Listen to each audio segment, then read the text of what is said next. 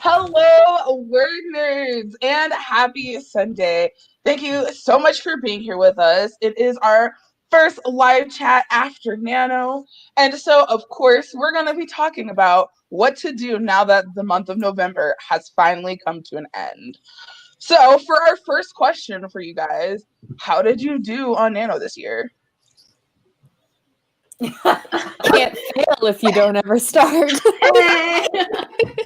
I should have had like a cricket's chirp, like soundbite ready. Yes, we need a soundboard for 2021. Yeah, I never even signed up for Nano this year, so I just didn't do it.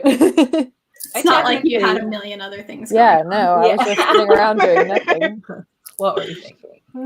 I technically won, quote unquote, because I also didn't technically sign up, so I just did it rebelliously and did what I wanted to do. So I count that as a win.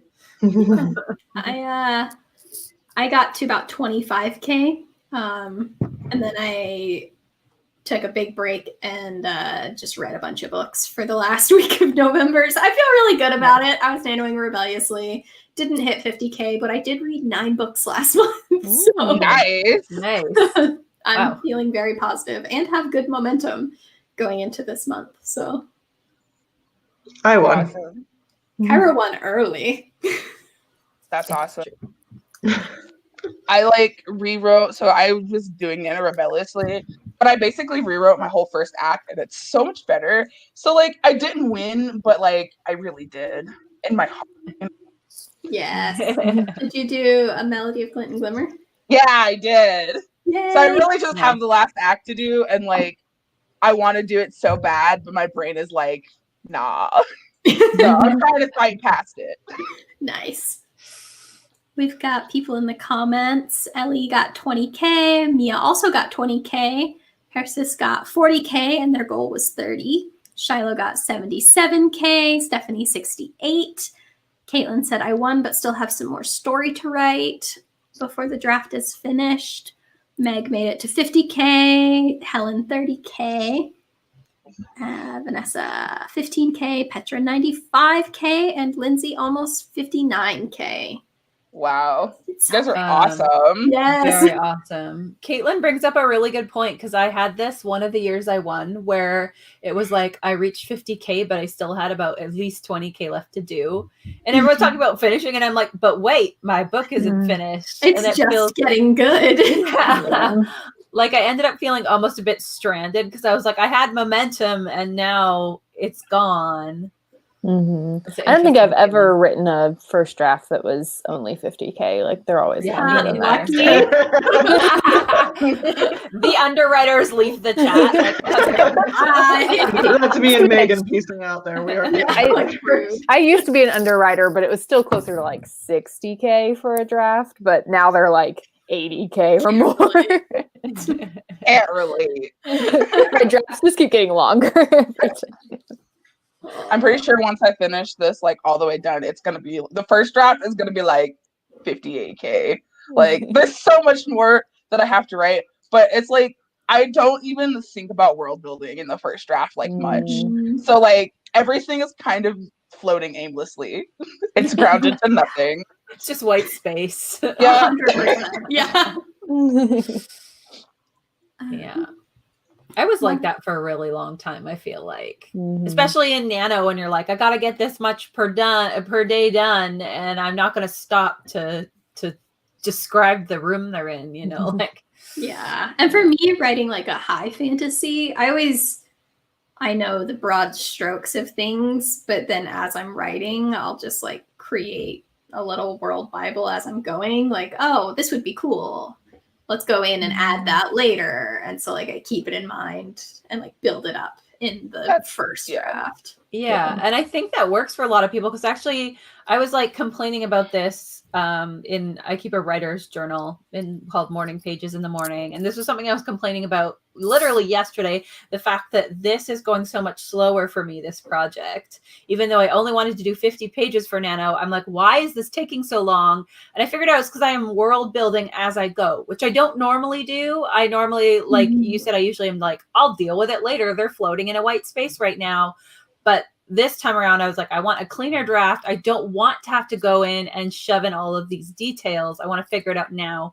Because so much of the time someone will be like, well, what about this? And I'll be like, oh, you fall off the map there. I didn't make that rest of the world. So I was having to stop in the middle of writing sessions and figure out like, okay, what if this happens? What about this room in this house? And it's kind of good because now I don't have to do the work, but at the same time, it definitely slowed me down. So Yeah. Interesting observation. I love when people ask, but what about this? Because then I just make something up because I don't want to seem like I didn't know it. And it's usually like, it makes me think way faster. Oh, I get embarrassed because my editor will be like, well, what's the floor plan? Like they've gone upstairs and then they went upstairs again. Is there? And I'm like, I don't know. Like See, at that point, I'd be like, yeah, there's 4 floors. So, and I'm totally like furiously writing it down as I'm saying it. It's an 8-floor house. That's fine. Like, it's not. I actually live in like a tower. It's like an infinite house. They just keep going upstairs and they never go down. And and she will point out like this layout doesn't make sense. How is there suddenly a door here? And I'll be like, I'm embarrassed. Like, I don't know. I'm just putting in doors where there aren't. I hate trying to figure out like the layout of like buildings in books. Like if they spend a lot of time like in a house or something, I'm like, I don't know what this looks like. Yeah. And I am not a map drawer. I cannot, it does not look like a house when I try to draw it out. I'm like, let's get my 3-year-old to do this because we literally do a better job than me. There were so many things in like the draft I most recently wrote that just like I kept screwing myself over, and one of them was setting it in like a large fortress, and I'm like, I don't know. Yeah, right now. There are rooms. If it's somewhat contemporary, I just like in my head use the layout of like my friend's house. Yeah, I do that often. Yeah. Witches of Ashton Ruin every friggin' time. I was homeschooled as a child. Big surprise. And the farmhouse that my friends lived in, I was there every Tuesday. And so the kitchen, actually the entire farmhouse in that book is based on the layout of that farmhouse. Because when I think farmhouse, my brain is automatically like, here's the floor plan of this one. So yeah, it's interesting you said that because I did that sort of without thinking about it. Kate had a really good piece of advice. They said, go on an architectural website and let a floor plan inspire you. Oh my gosh, I love that idea. My whole first act takes place in a castle. I've never been in a castle. I have no idea what that's like. So like, I'm like, and then she walked down another corridor. I'm like, I don't know. It's just all corridors. Yeah, I'm like, there are lots of corridors and multiple staircases and lots of random big rooms that I don't really know what they used them for, but they were there too. Yeah, I've been in a few castles, and that's kind of what it feels like. It's like, oh yes, a big room for something. There's quite a few of them in like on Vancouver Island, like Craig Derrick Castle and stuff. And yeah, it's like giant echoey rooms and corridors, pretty much. Yeah, that's accurate. Very cramped staircases. Yeah, weirdly enough. Yeah. Mm-hmm. Has everyone been to a castle but me? Is this something I've been missing?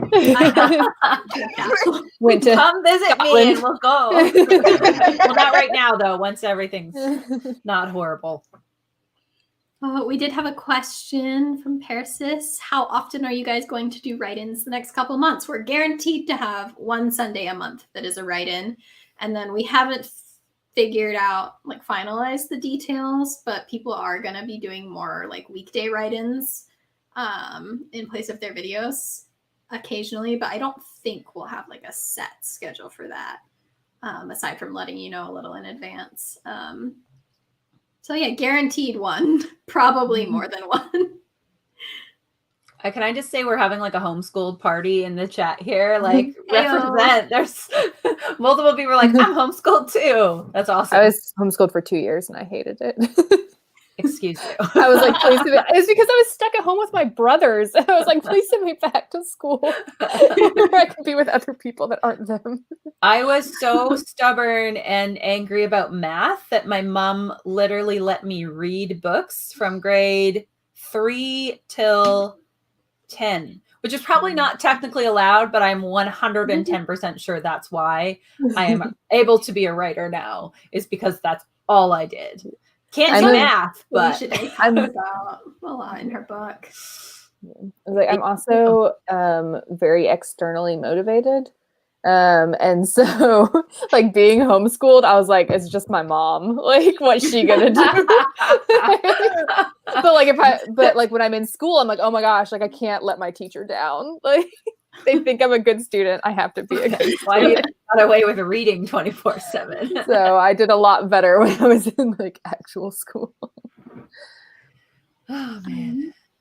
We had some people talking about motivation and feeling like they're losing motivation going into December.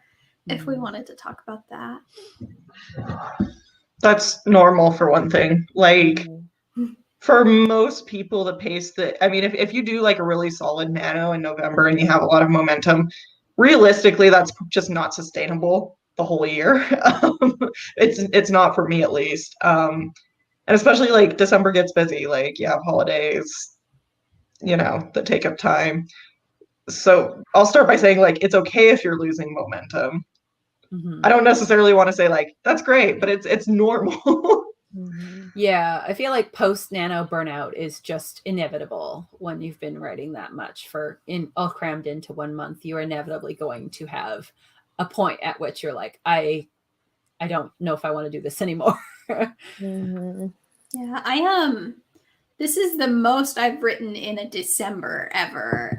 Usually I take the whole month of December off after I win Nano. But one of my mutuals on Twitter, meaning we follow each other, she posted a thing that was like, hey, does anyone want to be in a sprinting group? And I was like, me, please. Let's be friends. And so we've just like kept running word sprints with people. And surprisingly, when I get notifications on my phone every 20 minutes asking if I'm writing more. That's a good idea. I find for me, it really depends if I finished a project or not. If I finished a project, I'm going to be like, okay, this needs to sit anyways. I'm going to let it sit and then I'm going to come back to it later. So I would take the entire month of December off. And normally I'll read for the entire month of December. Not this month because I have to edit stuff and send to my agent. But normally if I finished a whole actual project, I think it's a great time to kind of, you know, collect yourself and refill your creative well, essentially. That's it. So Misty Kate said, I'm the opposite. If I have a lot of momentum, I won't stop until it slows down naturally. Often writes better in December. That's great too. Yeah, I think for me, the natural slowdown is I hit 50K in November and then I'm like, oh, okay, my brain is done. And it's not a conscious choice. It's just a thing that happens. But I also am kind of a believer, like if you have momentum, like capitalize on it. Oh, definitely. Especially going into this year when, you know, hopefully less of us are traveling and stuff. You might have a little bit more time than you normally would during the holidays. So yeah. I think everybody's writing and creative process is also going to have like a natural ebb and flow. I know some of us have canceled J.K. Rowling, which I get, but she said something a while ago, like ages ago, in an interview that I thought was really interesting about her writing process and how like she refers to her like in like that subconscious inspiration as like the lake. And sometimes the lake is really busy and it's like coming up with things for her. Then she takes it. She has like a big process about how she goes into the shed, which is a little odd, and like refines it and like makes it into an actual something. And then she's like, sometimes the water is quiet though. Sometimes there's nothing. And in that time, I am either working on something else or I realize that I need a break. And that means the ideas just like aren't coming, and it's okay that they're not coming because my brain needs to like basically have some downtime, right? So I think we all go through cycles, and if you're not coming up with anything, or if you're burned out from this month and you need a break, then I think you should self-care and give yourself that break that you need. I guess that's a really good question, is how do you tell the difference between I need a break and no one is forcing me to hit a number anymore? That's true. I think I can usually tell, at least for me at this point, if I'm like, the idea of writing is like, no, my brain is fried. Or if it's like, well, I could just watch The Office instead. Like there's a difference in if you pay attention to what your thought process is like.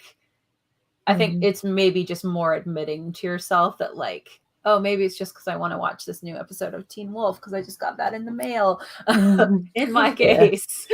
And I think like definitely one way I can usually tell is if I like actually do try to sit down and write and I just like can't. You know, if I've like got the document open, I'm doing everything that I'm supposed to do and I like still am only getting like a couple sentences and I just can't figure it out, then maybe I need a break versus like I'm just sitting on my couch saying I should get up and go write and I'm watching another episode of like The West Wing or whatever. So I was gonna say that like sometimes like I'll just force myself to like stare at the document I have to.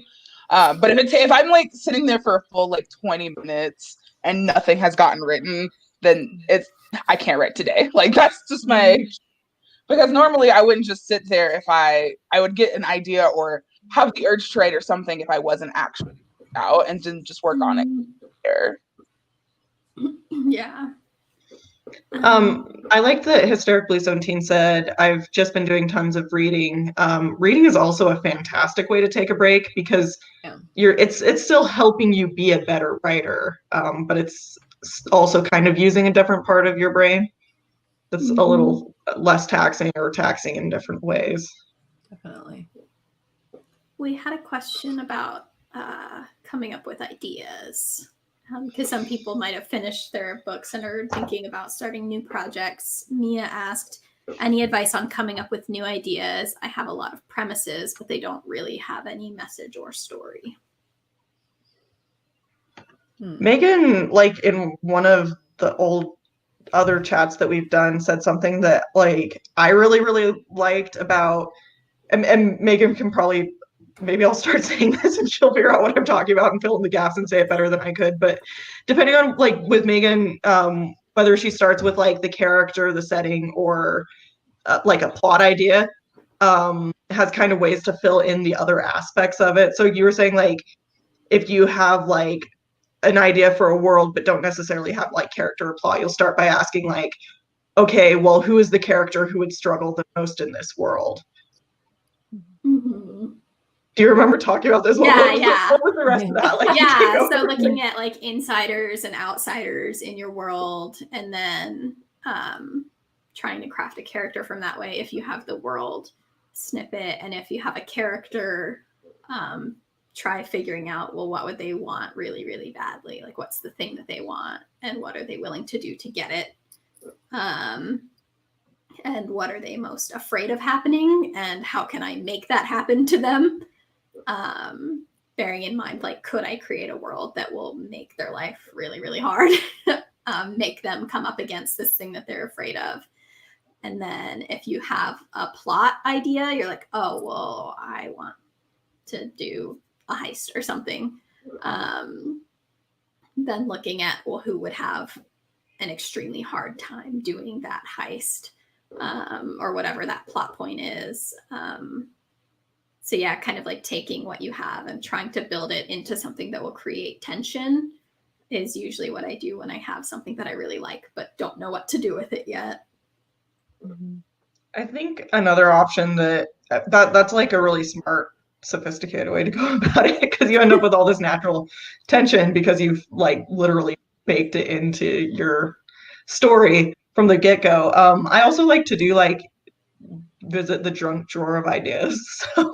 So for me, like I have like a list of like characters from other media that I think are interesting and would like to do characters that are kind of similar to. So if I have like a plot that like a plot bunny idea and I need a character, I'll just like go to this list and be like, who would be interesting in this list? Okay, Leslie Knope is now in this heist, and yes. Yeah, another thing, like I like both of what you said. And I don't, like Kyra said, Megan's idea is very sophisticated. I don't usually do stuff like that. I do what Kyra does and like rifle through my junk drawer and like see if I can stick other things to the idea. Like, do they work to smush these things together? Sometimes I also, well, like I have a whole video about this on this channel called letting the story idea steep. So I won't actually write anything down, but I will do like a bunch of research to see what else can kind of like, how can I build a bridge from this one concept to something else that I can include? So for example, I wanted to do, the current story I'm doing is like a knockoff of Yale, essentially. I'm like, okay, set in this world. So I'm going to read everything else I can about Yale. It's a horror. There are a lot of screwed up things. The more you read about Yale and it's like secret societies and stuff, there's so much screwed up stuff there. There's so much stuff I can add into the story. Like the more I researched, the more I had a full story, right? So if you can find something to dig more into that one concept you have to do research, you will actually find that things often fall into your lap and inspire you further. So in using all three of those things, you will definitely find something. Yeah. So. And when you're looking through your junk drawer, that's all you're doing is you're looking for things that your brain has already created that will make the tension. Yeah. You're like, oh, that would be really interesting. Like I also have a junk drawer note app. It just has like two sisters have the same pain at the same time. A main character who desperately wants to be the best, like needs to be the best. I wrote that because I was watching the Michael Jordan documentary. So I was like, think MJ. Labyrinth, but if Sarah grew up and became the Goblin King, you know, just like little things that you're like, oh, that would be fun. That's the project I'm working on post Nano started as this like, I don't know when I wrote this down. I found it in my like notebook that I used for school, used for school when I was in school sometime later. It was just like a note that just said, Kaz Brecker, space pirate, ? Yes. And now he is. Now he is. Well, I'm working. What was the last thing you said? You cut out there. Oh, I said he's working on it. I'm working on it. It's very work in progress. The whole thing's on fire always, but it's fun. It's a fun project, kind of. Jason recommended a website called Roll for Fantasy. They have a thing for room design. Ooh, I will definitely check that out. That's a good idea. So if you have a question related to finishing Nano and what to do next, definitely feel free to ask it in the discussion section and we will try to answer it. What was it called? Roll for Fantasy? I believe so, yeah. Cool. I'll write that down.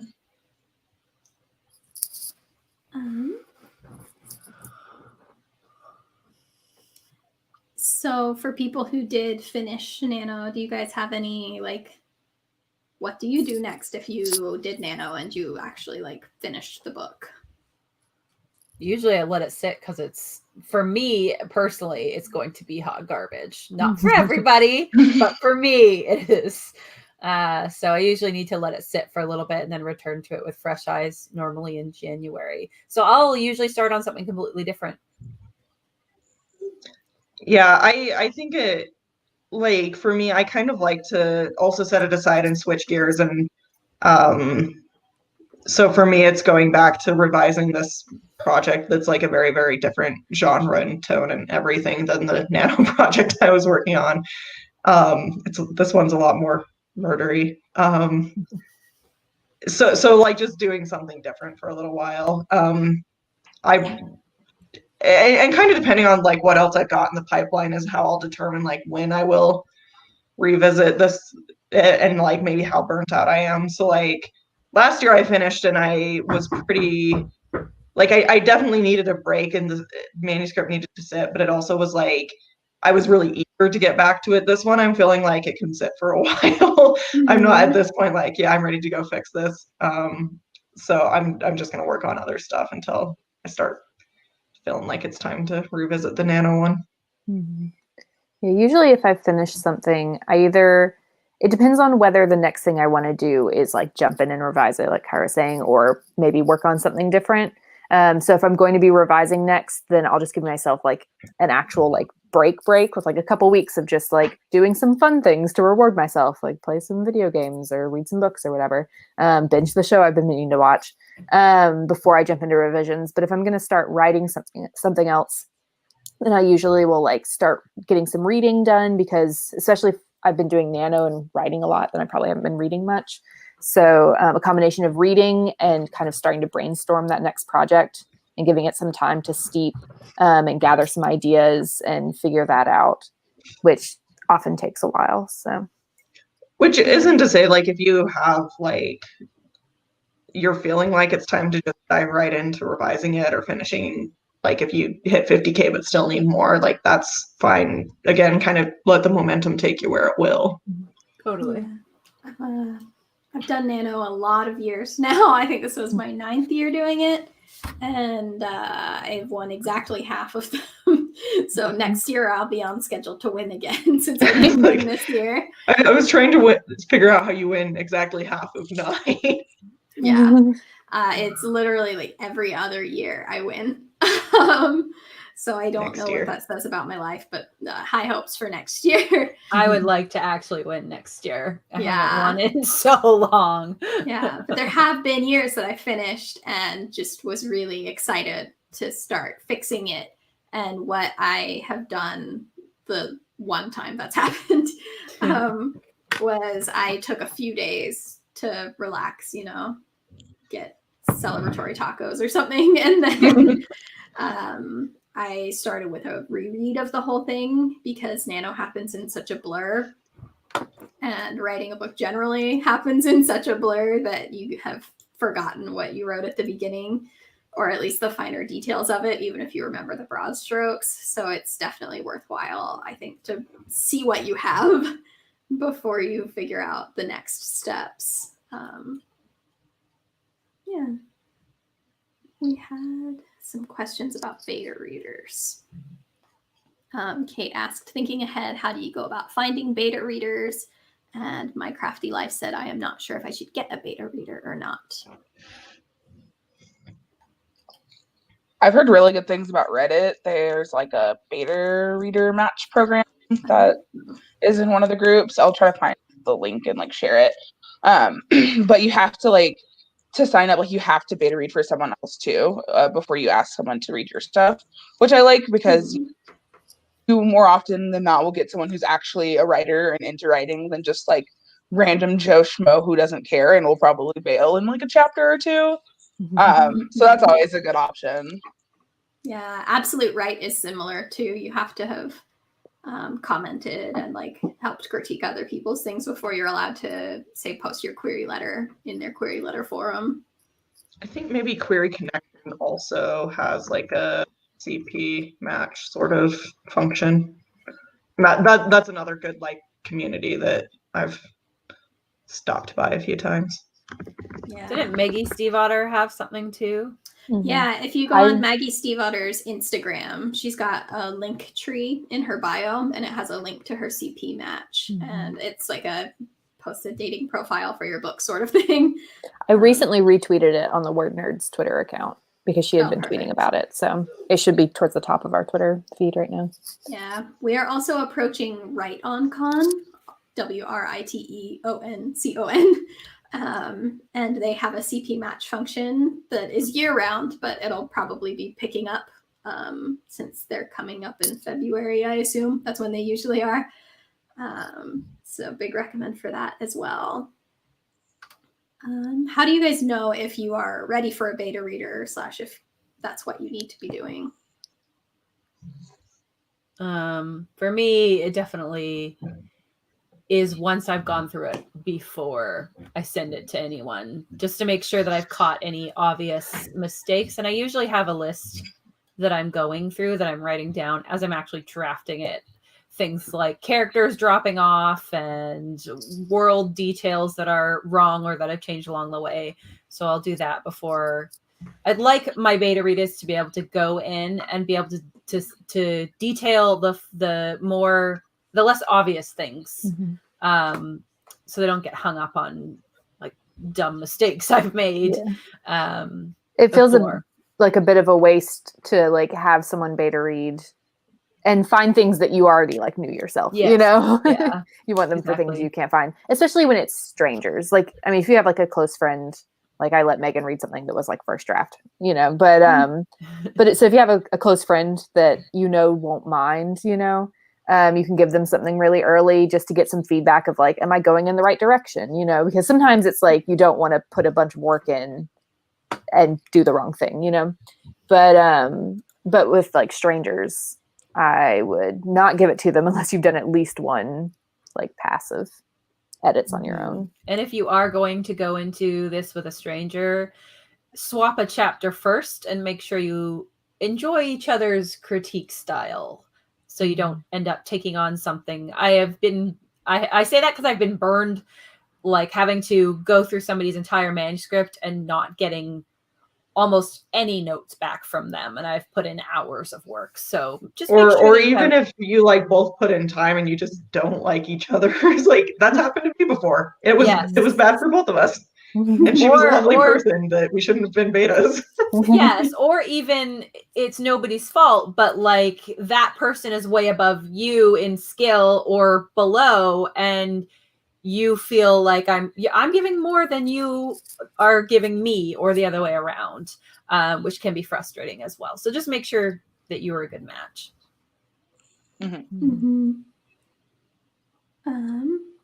One of the things that I did early on before I had like a wide group of writing friends was that I would have people I trusted read it that weren't necessarily writers, but like who were readers. And I think that can be definitely a good start in kind of dipping your toes into sending your book out to people. I do think it's important to at some point have someone who is a writer read your work for you if at all possible.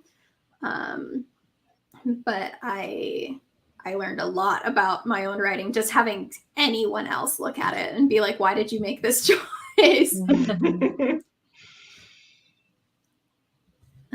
My Crafty Life says that they might not trust a stranger to read stuff until it gets published. I would not worry about that. If you, like I said, you know, make sure that you've talked with the stranger, that you've swapped the first chapter. But everything that you write, I don't know if things are different, but at least in my country, and I think in most others, yes, it's automatically copyright the second you write it down, essentially. It's highly unlikely that anyone is going to steal it from you. And if they, on some off chance, did, they would have to worry about you suing them and winning because you have an automatic copyright. Like you have the files in your computer, you have proof of like when you wrote it and everything. Yes. Like, I would that you sent it to them and all that. You're I fine. wouldn't let that worry you at all. Yeah. And also, like, good luck if you want to steal my second draft. Yeah, I mean, you have to put a lot of work in before. Yeah, that's an intense con. What are you going to do with that? You're better off just writing your own book. I had a creative writing teacher say that, like, if someone needs to steal your ideas, then they're not a good enough writer to do anything with them, usually. Yeah. I used to, this is really morbid, but I used to think about like, oh no, what if I like die prematurely or something and I have all these works? Would I want someone to publish them? And it was like, I don't want people to think that was my best. These like third drafts. That's why you have a friend edit them and then publish them. But that's never going to happen because I'm never going to die. So. Of course, yes. Your plan is to live forever. So yes, I've made some deals. Someone is going to hold up their end of them. Well, that went to a dark place. It's not dark. Megan's never going to die. That's great. Yeah. I meant more like the deals for her immortal soul, but you know. Yeah, no.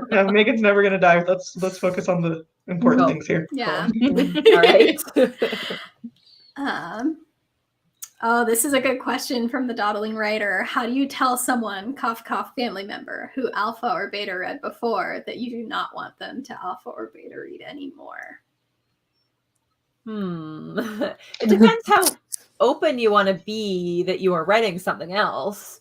I am a coward, so I would just like ghost as far as Change your name. You're like, I don't write anymore. I stopped. I Publish everything under a pseudonym now, so you don't know what's going on.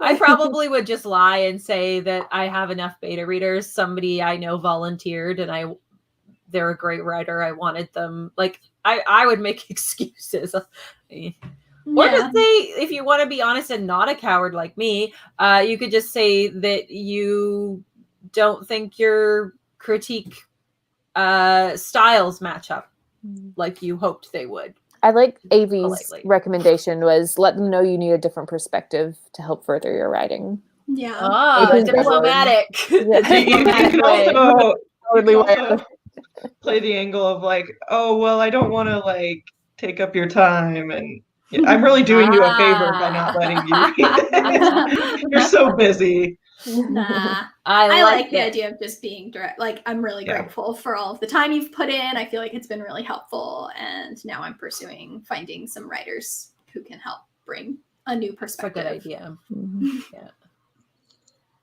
Yeah.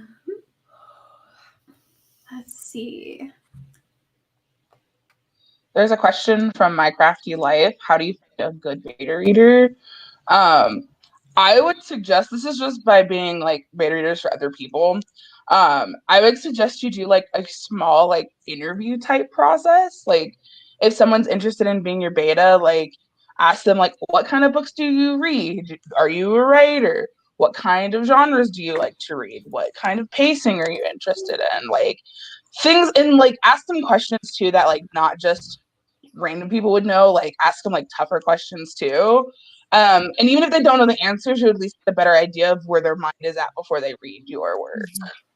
Also, something that can really help, once you've found a beta reader, to help you get some good quality feedback is to let them know what you're looking for. Both in like the type of feedback you want. So like if you really just want some encouraging feedback to like pump you up and like encourage you to keep writing, it's okay to ask for that. It's okay to be like, I just really want some like positivity pass. Yeah. That's a name. Yeah. Or if you're like, just give it to me straight, you can tell them that. But also if you're like looking for certain things too, if you're saying, I want to know if the world building makes sense, or I want to know if you were able to guess the plot twist. You can tell them those sorts of things that you specifically want them to look at while they're reading, and that can help. So that way they're not like giving you a bunch of like typo feedback or something that you're like, I don't care about that. I didn't even do my line edits. No line edits, please. I'll also say I've been most successful like finding beta readers with like people I know or have been friends with. So like, and I don't actually know most of my writer friends in real life. Like even Aaron, I've met Aaron in real life once, and we're in a writing group and have been for a long time. But just people I know from like we did a contest together and we follow each other on Twitter, or like just the little like, maybe you've met the Word Nerds comment section. I would love that. I would love if someone found a critique partner here. But if you kind of feel like you like know them and have like some semblance of a relationship, even if it's just like you comment on each other's Twitter pitches or whatever, that to me is like a little more effective than just like a cold like, hey, I just met you and this is crazy, but I wrote a story, so read it maybe. Yeah. I feel like a mix of things can be helpful too. To like get somebody somebody you don't know at all, just to kind of get some like different perspectives from different types of people. So. Yeah. Just trying to make friends with no like ulterior beta motives is always a good place to start. I know I am extremely guilty of like, I've made kind of, Twitter acquaintances, friends where we're like mutuals, and every now and then we'll like interact on Twitter, and I will just lurk because sometimes those people will post oh man, I really need to find a beta reader, and then I can just swoop into the DM. Like that's how Kyra and I, the book we wrote, we swapped it with Leah, and I was like, Leah's so cool. I want to read some of Leah's book, and then I saw her like say something on Twitter about using like the CP match hashtag, and I was like, let me read it, please. She's been waiting for this. It's Yes. also like for me, pretty easy to make friends in writer circles because we have things in common. We, not everyone, but like if I'm at a thing with a lot of other writers, probably some of us like the same books and movies. It's I find writers easier to talk to than other people. So like, I think if you're around and kind of actively participating and it's for me it's Twitter is kind of where I am a lot, but also like contests. I'm an editor with the RevPit contest that I have a great relationship with the other editors, but I know a lot of our participants like have found critique partners and stuff like that's a great community. Like there are all sorts of little subsets of the internet that have like different writing communities that you can make friends with. And maybe someday there will be more opportunity for in-person friends, because that's a possibility too in non-pandemic times. But there is also author mentor match is coming up, I believe. Submissions for that are opening in January, and so probably on that hashtag AMM, there are, I can almost guarantee, people who are trolling it looking for friends and possibly people to swap like query letters or opening chapters with. So definitely check that out. We had a question from Courtney. I have an idea that I love, but don't feel like I have the skills yet to bring it to life. Should I come back to it with more experience or draft it now, knowing that it will need major rewrites? I love this question. Write it now. Yes, I always right now. Jump into it. Yeah. There were stories when I first started writing that I was like, oh, this is like too big or too complex for me to write now. I'll wait for it later. But then later I wasn't interested in writing it anymore. Like I had other even bigger ideas that I wanted to write. So you're always going to want to write something that feels too big and too scary. And those are the books you should be writing because they're the books that are going to push you. You don't want to write the safe book because you're going to get bored. And it's not going to be the best thing you could write. So like always be pushing yourself. And it is like if it is total garbage, like that's okay. You can either rewrite it or you can put it aside and come back to it later. But always go for it and try to write it. Yes. Yeah. And obviously your mileage may vary. I have seen people who are like, I wasn't ready, so I put it aside, and I came back and I was ready and now I did it. But in general, I always at least try to write it. And if it's not working at all, you can always quit. You can always put it aside for later, but you should always at least try. And there will probably be elements like the project for me that comes to mind that I was like definitely not ready to write was like a non-narrative or non-standard narrative format with like a large cast. And that was a bad project. Not go anywhere. But like practicing with that like large cast is helpful because now I'm writing another book with large cast and it's still hard, but it's like really helpful that I had that previous experience writing with a large cast that might make this one doable. Yeah, each book I think it's always good to look at each book as a learning experience. And if it's challenging for you, that learning experience is going to be even more valuable. For sure. Vanessa asked, what is the Word Nerds plan for live streams next year? We'll still be here every Sunday. Someone also asked about like game and movie nights. Oh, yes, we are still doing that. This year we changed up. We used to do book club every month, and then we switched it to one book a quarter, one game a quarter, and one movie discussion night per quarter. And we will still be doing that next year. Yay. Our book club, by the way, is next week. That will be our last chat before the hiatus. We are talking about The Downstairs Girl by Stacey Lee.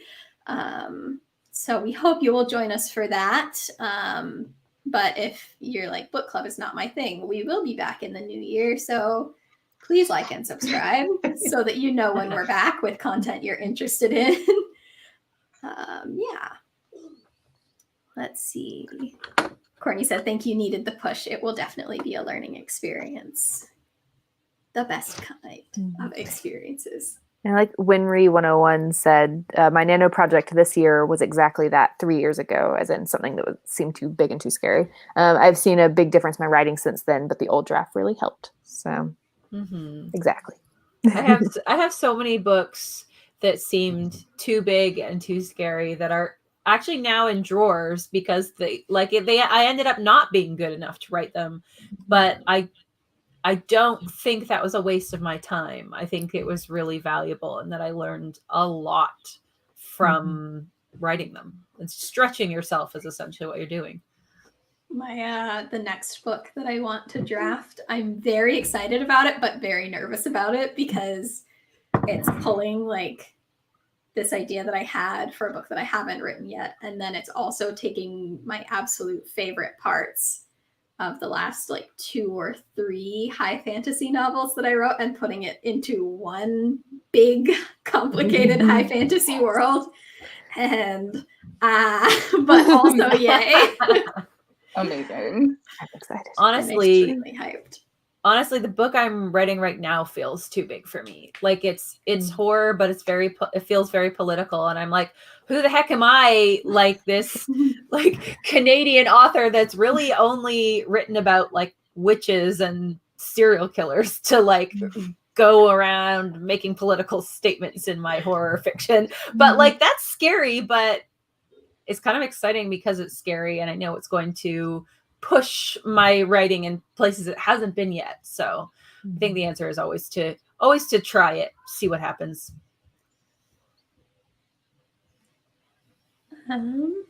Mia says, I can't believe it's almost 2021. No. Oh, man. Actually, yes. What am I saying? Just get out of here, 2020. Shoot. Be gone. Yeah.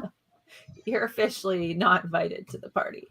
I saw someone saying that they learned their lesson with 2020, and so from now on, like on New Year's Eve, instead of celebrating the like upcoming year, they're going to like just celebrate 2020 being done, and then 2021 can get a celebration if they earn it. We're not just like letting years get like automatically celebrated. They gotta prove that they're. You have to prove yourself this time. Okay, so last New Year's, I have a toddler. He was like 1.5 at the beginning of this year. And so we got him up because he's a very chill toddler. So we got him up a little before midnight and let him watch the ball drop on TV with us. And it was like cute. It was fun. We're all hyped. It's the new year. Everything's going to be amazing. And I pick my toddler up and I spin him around and give him a kiss and set him on the floor. And he immediately runs face first into a cabinet. Like that was his first act of 2020. Oh, no. I feel like I should have realized what that meant. It was a sign. It was foreshadowing. Yeah. As a writer, I should have recognized foreshadowing. Obvious foreshadowing. Oh dear.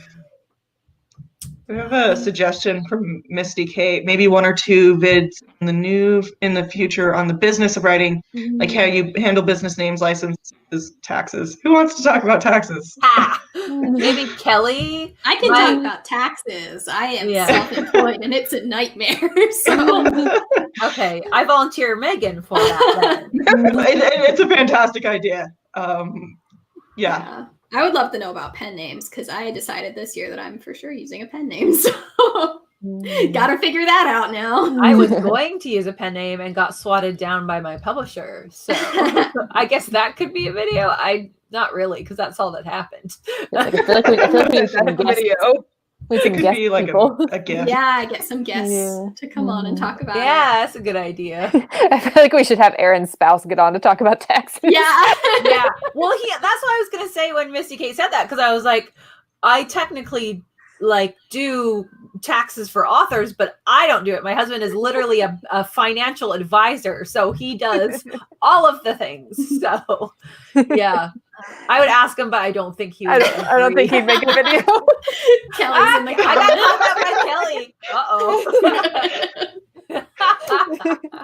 Oh no, she's watching me. I'm also forever calling Sean Mr. Math now. So Yes. I had a lady call him when we were shopping, Mr. Wallet. So I've been calling him that for a while now.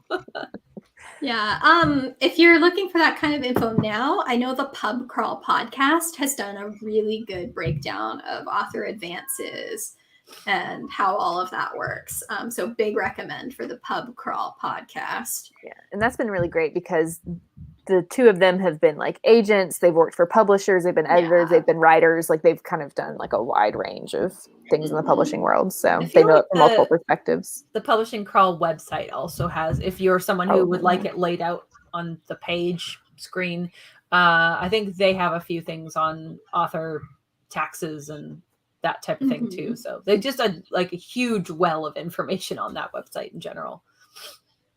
For sure. If anyone has any last minute topics regarding Nano being over, what do we do now? Let us know in the discussion section. Any questions about that? Is anyone reading life. anything good now that Nano is over? I just Yes. finished reading Ninth House finally, and I loved it. It took me so long to get in because there was like literally crazy stuff happening in the first few chapters, but it didn't feel like anything happened until the middle for some reason. But once I hit the middle point, there was just like a mind-blowing plot twist, and I just breezed through the second half of it. So I'm excited for book 2. I like Ninth House a lot because mostly I like Lee Bardugo a lot. Yeah. But to me, the pacing in like actually all of her books, but especially Ninth House, is like I don't feel like anything was happening for most of it, but I'm intrigued. It was literally not until it's a thick book, and it was not until halfway through that I was like, okay, now I'm interested. Like literally up to that point, I was like, I am only reading this because Yale, because that's what I'm writing about right now. But halfway through, it was like, okay, there's been this plot twist. I'm invested. I'm starting to like this character now as a person, so let's keep going. But it just took ages to get into it. I had the same problem with her Six of Crows book, and I know everybody is like, what the heck is wrong with you? But no, I love those books, but they took me a while to get into them. Yeah, I couldn't. Last month I read Alyssa Cole's entire Reluctant Royals So series. good. They were very good. I highly recommend them, and I'm currently reading the Southern Book Club's Guide to Slaying Vampires, which is also very good and funny and dark. It's been a great month for reading. I have book recommendations forever. I just, on Kelly's recommendation, I just started listening to The Inheritance Games by Jennifer Lynn Barnes. So I'm excited about that. I'm like very early into it, but it's been good so far. Yes. I've kind of been on like a comic reading kick. Ooh. Been reading some comics. I'm working my way through like DC, like the entire, like all of Batman's various sidekicks over the years. Wow. So I've read all of like the Dick Grayson, well, like from like 2010 on 2000, whatever. Dick Grayson, Barbara Gordon, and now I'm on to Tim Drake. So we're making progress. I'm so intimidated by comics and like how many there are. Like I like graphic novels, so like I like the format, but like comics scare me. Well, they have like DC and Marvel both have you can just get like a subscription that they're pretty affordable for like the amount of reading I do on that app. It's kind of a good way to dive in and find a bunch of different stuff and see what you like. Helen Zhang just said, I just finished The Midnight Library and it had such a wholesome ending, which makes me so excited because I literally just bought that yesterday. So I can't remember. One of you guys recommended it to me, I feel like. I don't feel like I would have. Kelly. Okay. I was like, I don't feel like I would have bought Kelly? this without someone recommending it to me. I just bought Mexican Gothic because everyone keeps telling me to read it. Caitlin also says that they are finally getting around to reading Mexican Gothic, so I'm so proud of all of you. Yes. That's next on my list. I like stopped by the library yesterday because I just moved, and I was like, I need a library card so I can like get stuff. And so I stopped by, and so I like went and looked at the shelves really quick, to be like, is there anything I want to check out? And I saw Mexican Gothic, and I was like, should I read it again? We did have a quick question. Mercy asks, that's interesting about your pen name. Why was it shot down? It was just my publisher. I think it was because E. Latimer was already like what my username on Wattpad specifically was. And like, I guess they figured they wanted my Wattpad fans to be able to like walk into a bookstore and recognize the name. So that was the idea behind it, which I was disappointed because my pen name was going to be Eleonora Blackwood, which is like the spookiest name ever. But someday I will get to be spooky. It's the price of Wattpad fame. Yeah, okay. Yeah, I don't think it's common to be like, I want to use a pen name and have someone be like, no. Yeah, it was also because I was already on Twitter and Instagram and everything already under E. Latimer. And so they were like, you would have to change all of that and let's not do that. So Yeah, see, I don't have an Aaron-sized following, so I am anticipating no pushback when I'm like, this is my name now. it depends. Just go ahead and change it now before agent or publisher. Yeah. They might be like, you have a big platform on the Word Nerds as Megan, so you should keep I feel your like name. that is becoming less and less of a thing that publishers are really true. putting weight behind. That's true. So I'll just lie. I'll say I have no platform.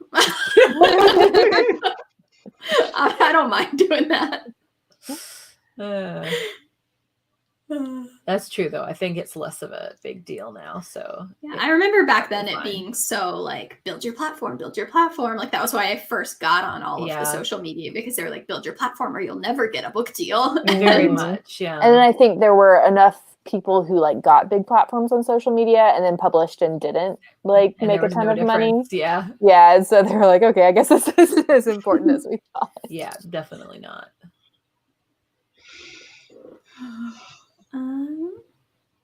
I'm going through these comments really quick. Same. Does reading what I'm writing count?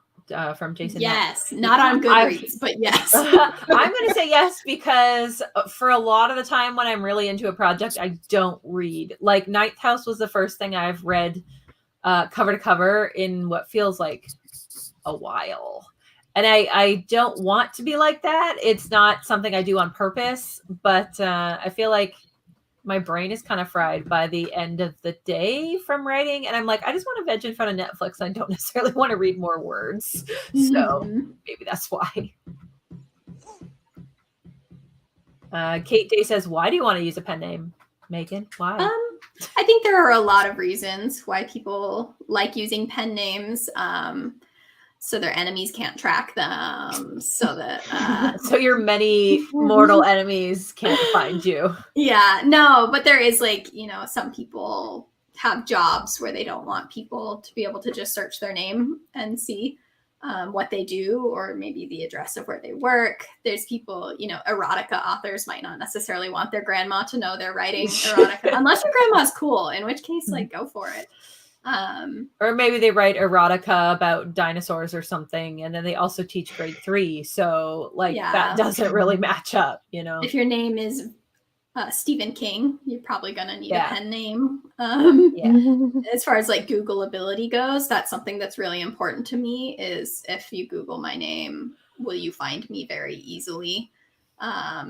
If you spell my name wrong, will you be able to find me still? Like all of those things are all factors that when you Google your name, do you like come up with a serial killer with the same name? I had a friend who went with a pen name because every time someone searched her name, the first one that came up was a porn star. And she was like, no, this is not happening. Yeah. So she changed her last name for her pen name, which only makes sense. Yeah. For me, like I'll probably use a different last name, I'm thinking.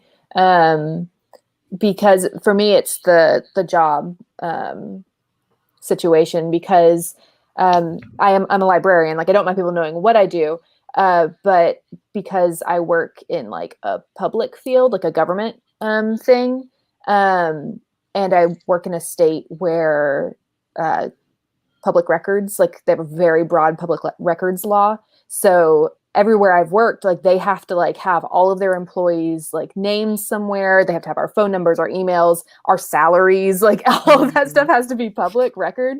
And so like I don't want like it to be really easy to search me and be like, oh, here's where she works, you know, if I, you know, got wildly famous.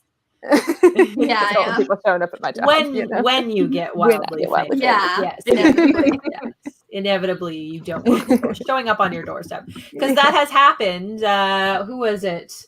Well, Stephen King obviously has had people show up, and his wife was in the living room folding laundry and walked in to find a super fan in there going through his stuff in the living room.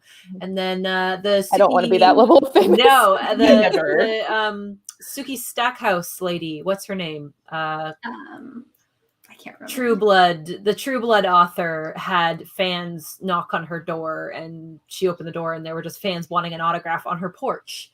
And like, they were not psychos, they were nice, lovely fans, but at the same time, you're like, how do you know where I live? My children live here. Like, this is not okay. So, yeah. Yeah. Oh, and Lindsay brings up a good point. I want to write in different genres. I think that's a big thing too, especially if you want to write in different age categories too. So like if you're going to be like a middle grade writer and also like an adult writer, you might want different names for those two things. At least something to differentiate, like V. Schwab, Victoria Schwab. Like obviously it's the same person. It's not like she's hiding the identity, but at least it differentiates so that you kind of like have an idea of the content level. Mm-hmm. Yeah. And it would be pretty impossible for me to completely hide my identity because the Word Nerds have been online for so long. Yeah. So for me, you it's can more find just my an real last aesthetic. name if you want to. Yeah, that was actually something I was thinking of doing for the one I'm writing now, which I think is going to be an adult, is if I wanted to do Erin Latimer for adult and E. Latimer for YA. Because also middle grade, I don't want middle graders to be like, oh, it's the new E. Latimer book and pick up my horrifying adult book, right? So I think that's what V.E. Schwab does as well to differentiate between categories. So And, you know, everyone has lots of different reasons. You might want your name, like your name, so your enemies will know you're successful, which is totally valid. You could just want a pen name because it's pretty and just be like, I just like this. I want it to be my name. So let's do it. That was me for Eleanor Blackwood. I was like, Yeah. it sounds cool. I want to be like that. Nora Roberts and JD Robb, Kate Day said, that's a really good example of different marketing almost for in different genres for the two names. Lemony Snicket also, his is obviously a pen name, and he kind of built like a whole persona around that, where he was like this mysterious dude or whatever that didn't really show his face in his pictures and stuff for a while. So. And he has published other stuff under Daniel Handler, under his real name. That's interesting.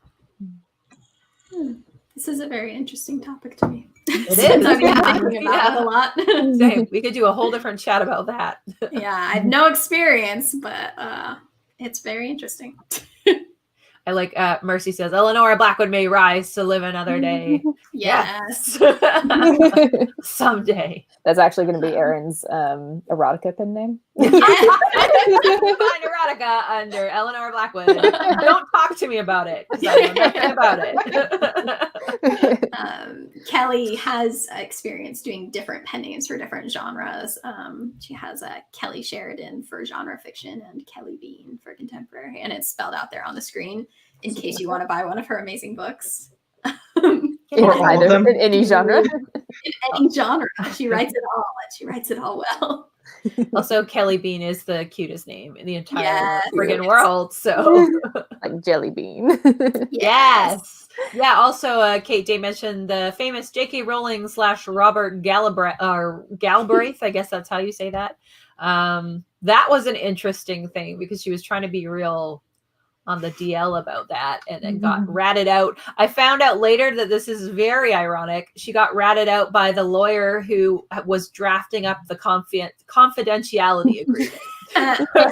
Which is that's just smart. Real irony there. Oh, I can't get in trouble if you made the contract. There's a loophole, right? Yeah. That says I can rat you out to everyone. Oh dear.